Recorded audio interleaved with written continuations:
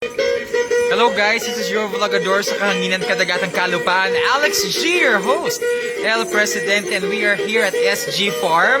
I am not yet familiar kung sino po yung owner nito, but gusto ko siya i-promote. And I have with me, with my good friend, Miss Janet. Ayan, ano yung pwede mong, or ikaw na lang siguro mag-promote or mag-plug ng SG Farm. Ayan, what can you say about SG Farm? SG Farm po, a place of joy din po dito na syempre po na siya, ma-feel mo dito ang kanan isang view, isang matutong view. Tapos dito po lang po sa entrance, kaming mga dancing, mag-entertain ng mga customer through dance po, i-entertain po namin kayo. So, meron po kaming mga dito po, yung tao doon mo konti, kung gusto nyo po magpa-picture.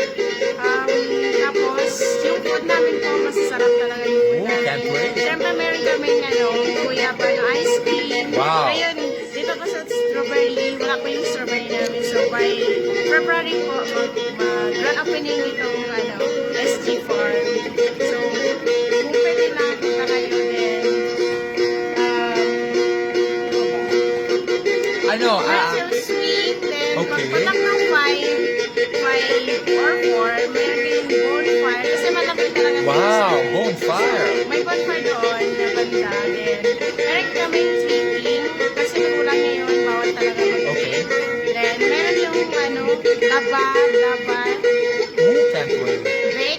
Pwede ko kayo magpa-picture doon. Makita talaga lahat ng view. Ano yung specifically anong view yung makikita natin doon sa Yung deck? sa yung matutong view. Tapos yung nature po natin. Wow. Green talaga. Amazing. Ano pa ba? Ayan, ano yung pinakamaraming tao or pinakadamong nga tao nga nagabisita dire sa SG Farm? Actually, sa Bandang tapos dito din, Friday po, marami talagang tao. Tapos mamayang hapon, mas marami po kasi sa, view ng light talaga yung nagapaan. Tapos yung mga, tapa nun. Oo. At saka daming may pinapatayong, group house. It's not yet done, hindi pa siya tapos. Hindi pa siya tapos, yan po yung tawag na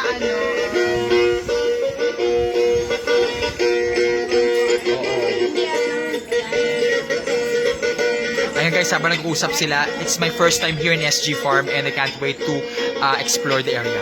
Yes, pwede po matulog doon pwede yung 6 person yung pwede doon na may breakfast na po. And then, meron tayong ginagawa niya camping. Kung gusto niyo mag-camp, then pwede mag-visit dito sa SG Farm. Nice! Ayan! Meron din tayong pupo sa stay ng overnight. Wow! So yan guys, pwede ka magstay dito ng overnight. If you're in a group na composed of 20 to 30 person, ayun yung available. And kung gusto naman mag-glamping, ayun. So it's under construction pa, hopefully by February. Tama, Miss Janet? This is the grand launching of SG Farm. And as of now, wala pang strawberry, tama? Bakit wala pang strawberry?